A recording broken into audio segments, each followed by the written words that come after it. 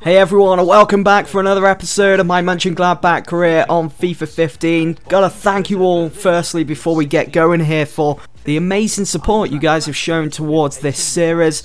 At the moment, I'm not too sure how many more seasons I'm going to be doing because we're getting closer. We're halfway through this season, the second season now with Mönchengladbach. And I'm not too sure how many more seasons I want to be doing. Maybe we'll end at the end of the third one. Maybe go on and do a fourth. See how things go. But I want to hear what you guys are thinking. Let me know in the comments below how many more seasons should I go with Mönchengladbach. And soon I'm going to be starting another, I suppose you could call it a side project with career mode. Doing another team. Like I did last year with FIFA 14. You know, I had the Manchester United career going at the same time as the PSG one. So that's what I'm thinking about doing very soon. Now let's actually talk about what's happened lately in my Mönchengladbach career. As you can see, the draw for the knockout stages of the Champions League has been made. We are going to have to play home and away against PSG, one of the top sides in Europe. It's nothing to worry about because we've already beaten Real Madrid, the most successful team in Europe. Nothing to worry about there. I think maybe we can get a good result. And just so you guys know, before we go any further, I am doing post commentary for this episode. I thought I'd switch it up a bit instead of always doing live commentary. I know you guys like to hear live commentary better, my live reactions to each game, but I thought we'd go over some of the finer points of this episode because we've got some big games to get through, including the fixture in the Bundesliga against Bayern Munich. Now, earlier in the episode, he saw that I had been offered the chance to manage England.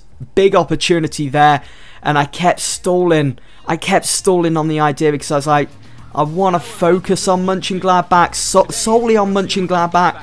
But then again, the thought hit me that, you know, managing England, you've got extra fixtures, you've got different bits of gameplay, and it's just going to mix things up for this career mode. So you guys, you're just going to have to stay tuned to this episode because a bit later on, you're going to find out whether I decided to accept or reject.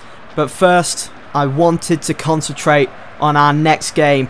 It was so crucial. It had that big game feel to it. Of course it did. It was Mönchengladbach against Bayern Munich. This is the team that I set out to...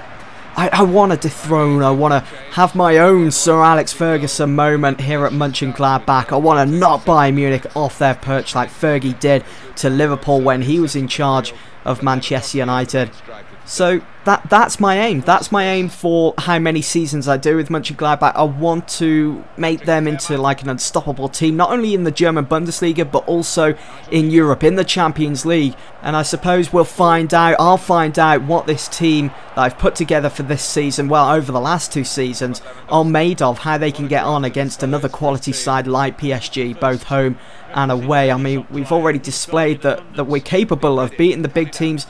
We've done it against Real Madrid already this season. Can we do it against PSG? Can we do it maybe against someone like Juventus? It's going to be very interesting. Now, this game against Bayern Munich was a good opportunity to go out, go for the jugular, and actually try and get 3 points against the mighty Bayern Munich. Now, over these last two seasons, our record against Bayern Munich has been pretty poor. The best result was probably last season at the Allianz, where we drew 1-1. Yes, we dominated possession, but we just failed to make those chances pay. And our chances of winning here against Bayern Munich were reduced massively after Rajkovic conceded this penalty with just 28 minutes removed of the game. It would be Thomas Müller to step up for Munich, going one-on-one with the mighty Sommer. Could he keep the game goalless? No, he couldn't. Bayern Munich were in the lead after Thomas Müller converted the penalty into a goal with just under half an hour gone of the game. It was a bit deflating for the team, bit deflating for me because I thought we were playing pretty well before that penalty was conceded by Rajkovic. Müller here took the throw nice and quickly. Santana did well to get around his man and clear the ball, and Berahino, who's been on top form lately, was poor in this game. But you can see Patrick Amann trying to fight for Mönchengladbach as he sprinted with the ball down the right side, and Berahino had a good opportunity on goal on the outside of his right foot, smacked it, trying to aim for that bottom left hand corner, trying to catch Neuer off guard, but Neuer, he was always going to save that. And from the corner, We just failed to get anyone on the end of it. Maybe Santana or Rajkovic, the two tallest guys in this team. Things look to get worse in the second half as Pep Guardiola sent his team out to just bombard us with shot after shot, really testing Sommer and putting him under pressure. Munich took the corner short, Ben Arfa whipping in the cross. It nicely delivered as well, straight to the feet of Lewandowski. It was beautiful to see, but Lewandowski, you could just sense it. It was oozing from him that he just wanted to get on that score sheet and double Munich's lead. They took their other corner on the opposite side, short once again, and it was Alonso that whipped it in, but yet we still managed to hold in there thanks to Santana and Rajkovic getting in the mix of things. Our tallest players, our most physical players, but look at this space that was given to Ribéry. Perfect vision from Robben to pick out Ribéry just outside the 6-yard area, and we got lucky to actually get a hold of the ball and then make the break with Traoré. But you can see the pressing going on here from Roda and Lahm coming in with his experience. We just found it tough going in that second half. We really did take our foot off the gas, and we really should have been going for it. We let the fans down at home as we did drop all 3 points against Bayern Munich. We are yet to beat Munich, guys, in this career mode with Mönchengladbach. But one day it will happen. We will beat Munich. We will knock them off their perch. Now, moving on after the game, we got the brilliant news that Santana had accepted a new contract. It's great news. And then it was on to decision time for the England job. Do I accept? Do I reject? Or continue to stall? I wasn't sure what to do at this point. As you can see, going between accept to reject, but eventually I rejected the offer. As I said earlier, I just want to concentrate on Mönchengladbach. I feel as though we're on to something special here now. The team is starting to click. We are starting to play football. We're getting down to business. I mean, we're putting Munich under pressure in the league, and that's something that rarely happens nowadays in the Bundesliga. I mean, you go and look at the Bundesliga table in real life. Munich have like a 20-point advantage over teams like Mönchengladbach or Wolfsburg. But in this career mode, before that game that you guys have just saw the highlights of, we were just 3 points behind Munich. We were in a good position. Now we're 6 after losing that game, and that's definitely better than being 20 points behind. And you know, we're only almost halfway done with this second season. We've got the winter break coming up soon. Players are going to be going away, coming back feeling refreshed. We've got the transfer window as well to strengthen the team. It's still possible for us to win the Bundesliga this season. Now, speaking about winning things, this game was a must-win. There weren't points on the line, but a place in the next round of the Deutsche Pokal.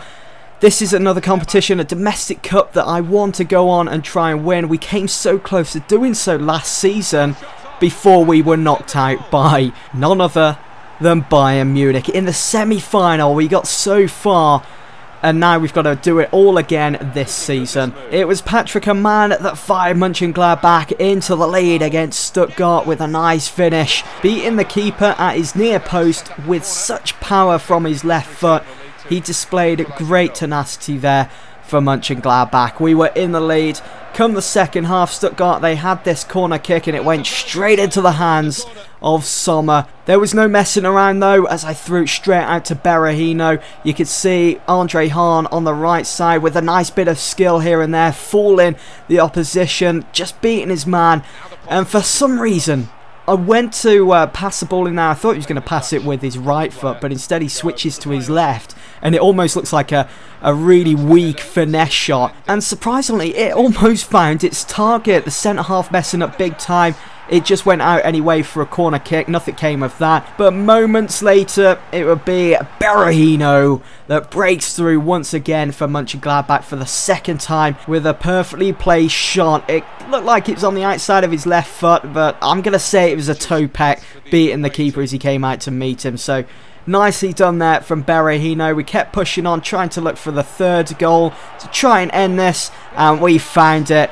It was nicely finished. It's a nice way to round off a decent game against Stuttgart. It would be none other than Hagota who came on to replace Berahino that got that third goal. It was unselfish of Max Kruse to whip in that nice little dink cross, and it was just a beautiful finish. A nice volley into the back of the net. Even though the defenders and the keeper were closing in on him, he still managed to stay calm, stay composed, and find the back of the net. Stuttgart almost pulled a goal back with just minutes to go of the game, and they couldn't do that. The final score, 3-0 to Mönchengladbach. A very convincing win as Mönchengladbach continued to fight in the Dutch Pokal. You can see that we saw 51% of the ball. A pretty tight game, to be fair, but we were just more crucial in front of goal. And you can see that Younes has now accepted a new contract. It's all great news. We are on to something special here, guys, with Mönchengladbach, and you're not going to want to miss